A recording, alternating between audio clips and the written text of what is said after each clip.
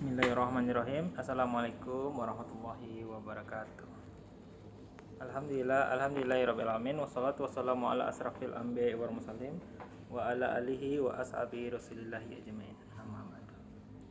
Terutama sekali marilah kita ucapkan kehadiran Allah Subhanahu wa taala yang mana telah melimpahkan rahmat dan karunia kepada kita semua sehingga kita dapat mengikuti perkuliahan secara online pada saat sekarang ini. Salawat berengang salam tidak lupa pula kita hadiahkan kepada junjungan Nabi besar kita, yakni Nabi besar Muhammad SAW. Allahumma sholli ala Sayyidina Muhammad wa ala ali Sayyidina Muhammad. Yang mana beliau telah membawa kita dari zaman kebodohan ke zaman yang berilmu pengetahuan yang kita rasakan pada saat ini. Baiklah, kami dari kelompok 5 akan mempresentasikan hasil dari makalah kami, yaitu dengan judul Cost Benefit Analisis Pengambilan Keputusan di mata kuliah pengambilan keputusan. Kami dari kelompok 5 ada berempat orang, yaitu yang pertama saya sendiri Afril Munaidi, yang kedua itu ada Uni Feni Maria, selanjutnya itu ada Niko Armoni Saputra dan Rido Yudan Peridya. Langsung saja kepada materi. Yang pertama itu ada pengertian benefit atau cost analysis atau disingkat juga dengan CBA. Benefit cost analysis merupakan metode yang umum digunakan pada proses evaluasi manajemen. Tidak menutup kemungkinan juga analisis ini digunakan dalam tahap perencanaan. Analisis ini digunakan untuk menilai beberapa alternatif sumber daya maupun program yang memiliki manfaat lebih besar atau lebih baik dari alternatif lainnya. Selanjutnya itu ada pengertian benefit cost analysis menurut beberapa ahli. Yang pertama itu ada menurut Siegel dan Sim 1994, benefit cost analysis merupakan cara untuk menemukan alasan dalam menentukan biaya pengambilan alternatif dari pengukuran hasil yang menguntungkan dari alternatif tersebut. Analisis ini telah dipakai secara luas dalam hubungannya dengan proyek pengeluaran modal. Yang kedua itu ada pengertian benefit cost analysis menurut Steinetz et al. 2004. Benefit cost analysis adalah suatu teknik untuk menganalisis biaya dan manfaat yang melibatkan estimasi dan mengevaluasi dari manfaat yang terkait dengan alternatif tindakan yang akan dilakukan. Adapun slide selanjutnya itu tujuan benefit cost analysis atau disingkat dengan CBA. Menurut Emira 2012, tujuan dari metode benefit cost analysis yaitu menentukan apakah merupakan suatu investasi yang baik. Benefit cost analysis juga bertujuan untuk memberikan dasar untuk membandingkan suatu proyek. Lalu ada menurut Dweckman 2012, benefit cost analysis digunakan untuk mengetahui besaran keuntungan atau kerugian serta kelayakan suatu proyek. Analisis ini memperhitungkan biaya serta manfaat yang akan diperoleh dari pelaksanaan program. Penerapan benefit cost analysis atau disingkat dengan CBA. Penerapan analisis ini banyak digunakan oleh para investor dalam upaya mengembangkan bisnisnya. Terkait dengan hal ini, maka manfaat dan biaya dalam pengembangan investasi biaya didasarkan pada rasio tingkat keuntungan dan biaya yang akan dikeluarkan, atau dalam kata lain, penekanan yang digunakan adalah rasio finansial atau keuangan. Selanjutnya itu ada manfaat benefit cost analysis.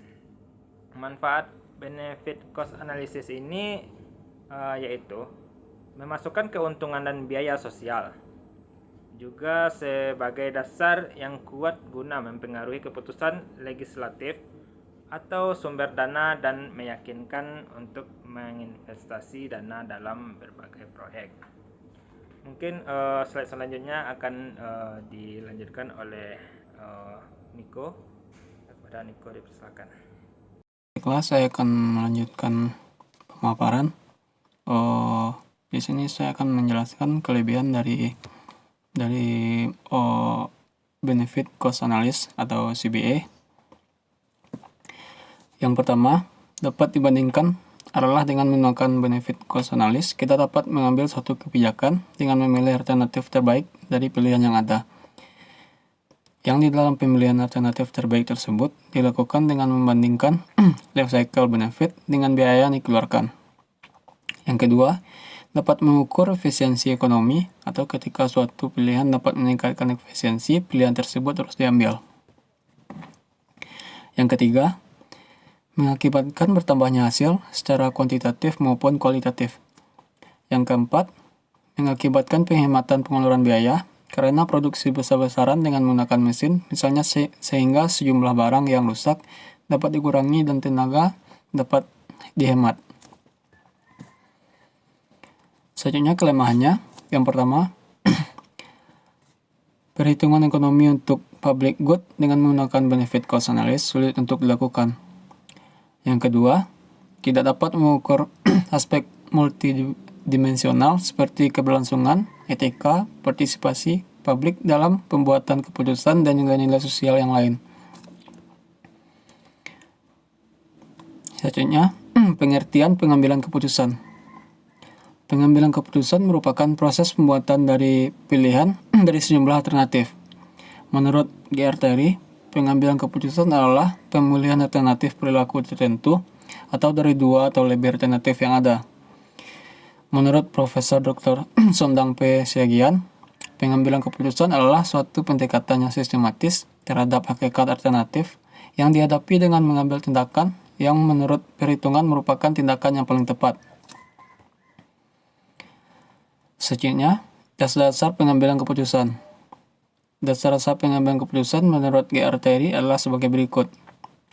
Yang pertama, intuisi adalah suatu proses bawah sadar atau tidak sadar yang timbul atau tercipta dari akibat pengalaman terseleksi. Yang kedua, fakta adalah pengambilan keputusan berdasarkan fakta dapat memberikan keputusan yang sehat, solid, dan baik. Mungkin selanjutnya akan dilanjutkan oleh Kak Feni. Baiklah, saya akan meneruskan pembacaan makalah dari kami. 3. Pengalaman. Pengambilan keputusan berdasarkan pengalaman memiliki manfaat bagi pengetahuan praktis, karena pengalaman seseorang dapat memperkirakan keadaan sesuatu, dapat memperhitungkan untung ruginya, baik buruknya keputusan yang akan dihasilkan.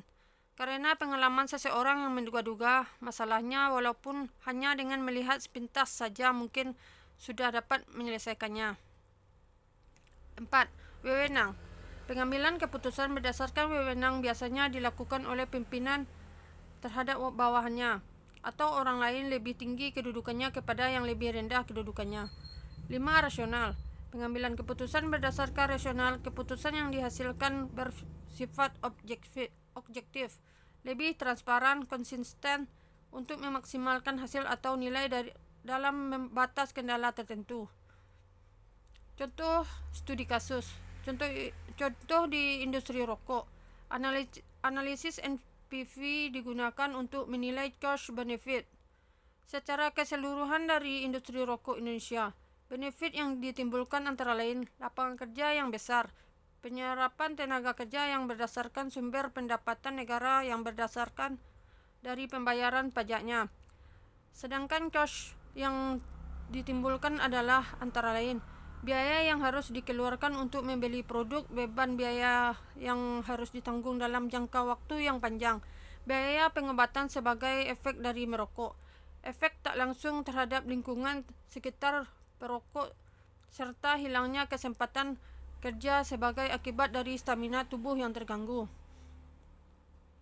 Hasil analisis menyimpulkan bahwa kontribusi positif dari keberadaan industri rokok di Indonesia terhadap kesejahteraan sosial masyarakat, Indonesia terlihat lebih kecil jika dibandingkan dengan kontribusi negatifnya. Hal ini tampak pada beban kos yang harus ditanggung oleh masyarakat lebih besar daripada benefit yang diterima oleh masyarakat. Pengkonsumsi produk industri rokok sama sekali tidak menguntungkan ditinjau dari segi kesehatan, melainkan merangsang timbulnya berbagai macam jenis penyakit yang merugikan. Kesimpulan, cost benefit analysis adalah proses analisis estimasi keuntungan yang akan didapatkan berdasarkan perhitungan biaya dan manfaat dalam suatu proyek. Tujuan utama dari analisis ini adalah untuk memastikan bahwa proyek tersebut bisa menghasilkan return of investment atau ROI yang tinggi. Dengan kata lain, bisnis tersebut benar-benar memberikan keuntungan bagi perusahaan. Namun analisis cost benefit juga memiliki manfaat lain, yaitu mendorong perusahaan untuk bisa mewujudkan visi, misi, dan tujuan. Perhitungan cost benefit bahkan memudahkan perusahaan. Oke, terima kasih kepada teman-teman yang telah mempresentasikan hasil dari makalah kita dari kelompok 5. Mungkin hanya itu materi yang bisa kami paparkan pada perkuliahan hari ini. Mungkin ada teman-teman, Bapak Ibu, teman-teman mungkin yang ingin menambahkan, ingin bertanya atau ingin mungkin ada yang ingin didiskusikan, silahkan beri komentar di @link atau di link YouTube di YouTube kami. Sekian, banyak maaf saya sudahi dengan